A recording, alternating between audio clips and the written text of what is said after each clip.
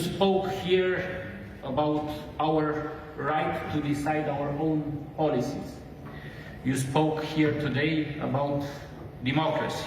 This is why we must respect, and I think in our part of Europe we respect the rights of national minorities, not being the case of Ukraine.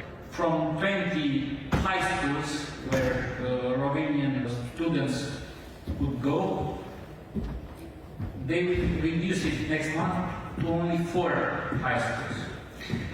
So, in my opinion, Romania is an example of respecting religious and national minorities, as the case of our Hungarian citizens who have these freedoms, have schools, and have their own churches. Make no mistake, from the west to the east, from the north to the south, democracy inside EU countries is in danger.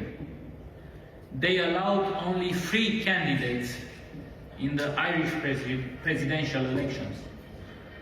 No Euro-realist, no Eurosceptic, no voice outside their system was allowed to be a candidate.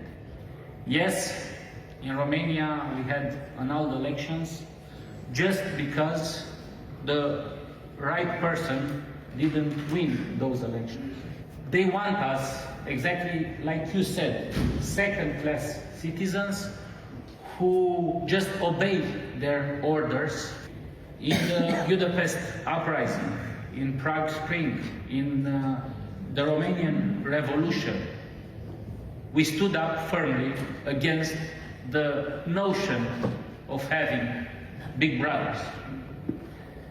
And we are not against the European Union.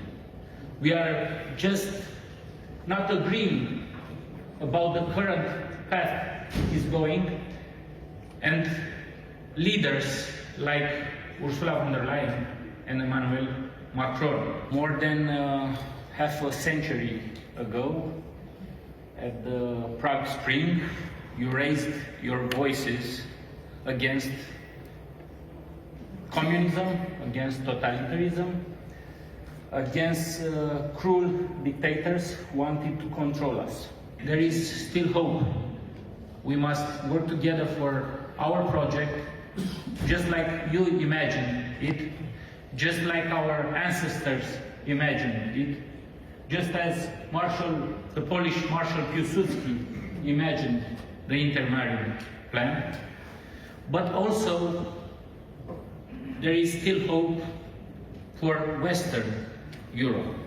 I participated 1 month ago to a big march, a big demonstration, a big rally in the streets of London for the freedom of expression or the freedom of speech, and I could see on the streets of London there is still hope for the British. We could see on the streets of Budapest a march, a commemorative march that was celebrating the 1956 Budapest uprising, and I cannot be more happier to see that 55 years later we still raise our voices, and they haven't managed to silence us.